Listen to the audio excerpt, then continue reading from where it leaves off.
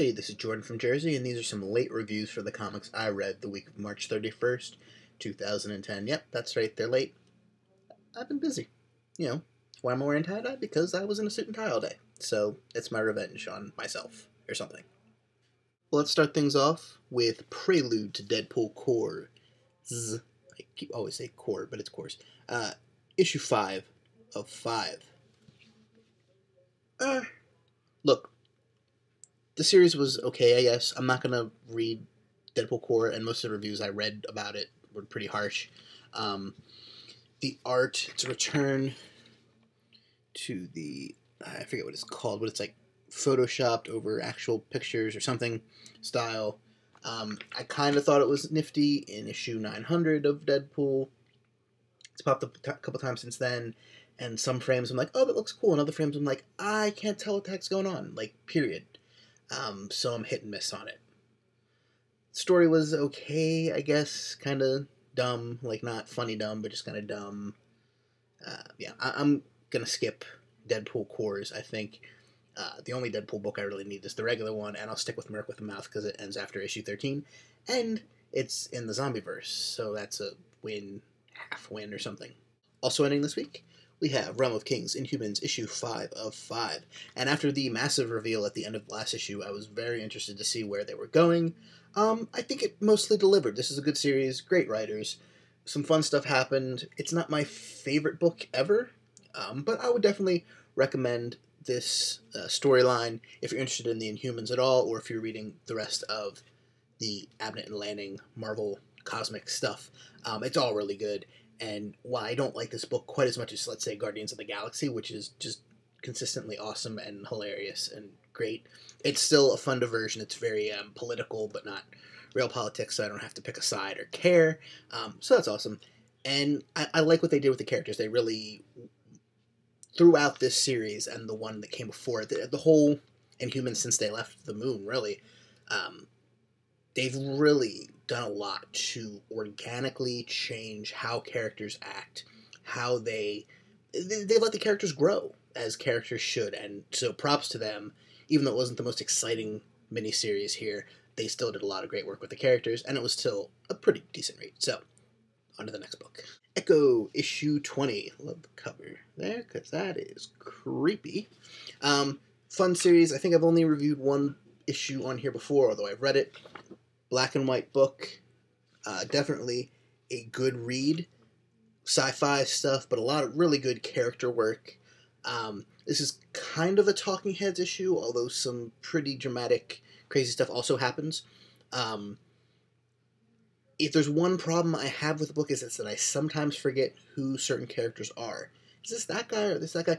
Part of it's to do with black and white. In a color comic, you can give characters theme colors, so you always see Ozymandias in purple and yellow, for instance, so you always know it's him, even if he's out of costume. You don't really get that in a black and white book. I have the same problem with The Walking Dead, which is also a phenomenal book, but it's just one of my shortcomings as a reader in that I often, even in novels, forget who characters are. If it's Jack and John and Joe are all in the same book, God help me, because I will forever be lost in figuring out who is doing what. But if you have more semblance of memory than I do, you will definitely like Echo. I certainly do. Pick it up. Crazy end of the world stuff. It's very good. Also, another indie book that I don't review here simply because I read it in trade. However, I read the most recent issue, The Sword from the Lunar Brothers. If you haven't read it, it's about a girl in a wheelchair. Her family one day is killed by 3 people who have elemental powers, and they're looking for a sword. She finds the sword. The sword gives her the ability to walk and heal and all kinds of crazy stuff. And issue 23, which just came out like 2 weeks ago now, but oh my gosh, 2 crazy things that happened. Or one might have been the issue before. One involving a uterus. Wasn't anything I was expecting to ever read in a comic, but that was crazy. And then an awesome reveal at the end of issue 23. I cannot wait to see where it goes from there. Wow. So check out The Sword. I don't read it, review it here, just like I don't review The Walking Dead, but they're both really good comics that you should be picking up. Support the little guys and read awesome comics. It's a novel idea. Then we have The Amazing Spider-Man, issue 627. Something Can Stop the Juggernaut. This is a quasi-sequel to a 1980s story written by the same writer, and at that time, drawn by John Romita Jr., one of my favorite artists, period.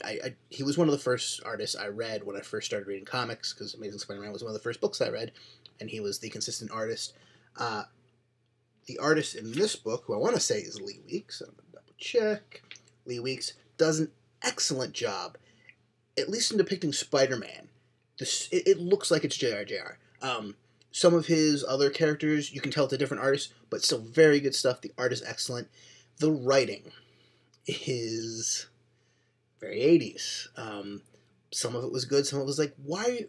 I don't need a text bubble telling me that's what the character's thinking. I can tell. I can see it. Why do you need it? It read kind of like, and I know I do this sometimes, it read like a DC book, and I don't mean that in a negative, but why is Spider-Man reiterating what his powers are? I know I'm reading a Spider-Man comic. It's in the front of the cover. If Peter Parker gained powers from a spider. I've seen the movies. Why is he thinking to himself about how he got his powers? I understand that. Story was good. The idea of the story was good. Some of the dialogue was pretty awful. Very interesting character reveal at the end of the issue. I'm interested to see where it goes, but what I like the nostalgia and sentiment of, hey, let's revisit a classic story. Can we do it in a modern way? Please? I mean, classic art's great. Classic story ideas are great. But classic dialogue is usually pretty terrible. Finally, this week, we have Kevin Smith's Green Hornet, issue number 2 from Dynamite Comics. I liked issue number 1. Issue number 1 was kind of a flashback to the last adventure of the Green Hornet, and then you flash forward to his son, who is eventually going to become the Green Hornet, but he's kind of a douche. And then this issue, we continue along with the son, and definitely make some headway in the universe. Not a whole lot happens until the end, and when it does, it's very cool. Came out of nowhere with a couple things. You can see from the cover that Kato is no longer Bruce Lee, it's a woman. I don't know if you can actually see it from this cover, but trust me, from the other cover, it's definitely a woman. So when a Asian female character showed up at one point during the issue, I went, oh, that's Kato. That must be the new Kato. So I'm going to follow that character.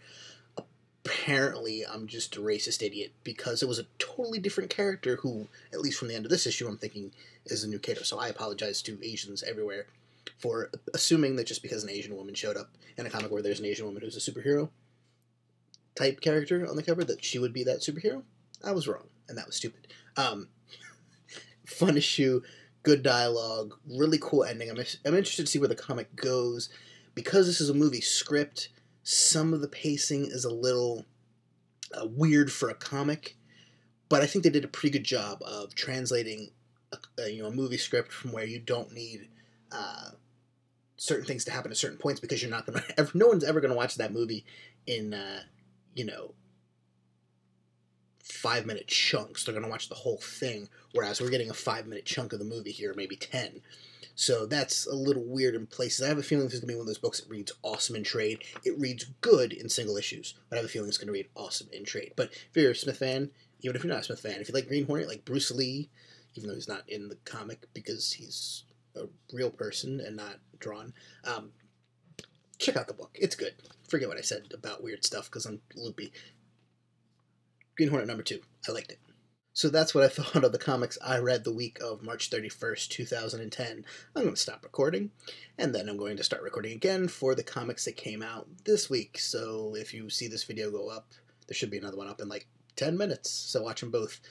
Please follow me on Twitter. I am now Jordan FRM Jersey. I changed the Twitter name because I didn't like it, because it was not alliterative. Now it's alliterative again. Jordan FRM Jersey. Follow me, retweet me. I put links up for my comic reviews and my Lost reviews. I'd like to get some more viewership there. Also check out my Lost reviews. And yeah, I gotta go record another video, so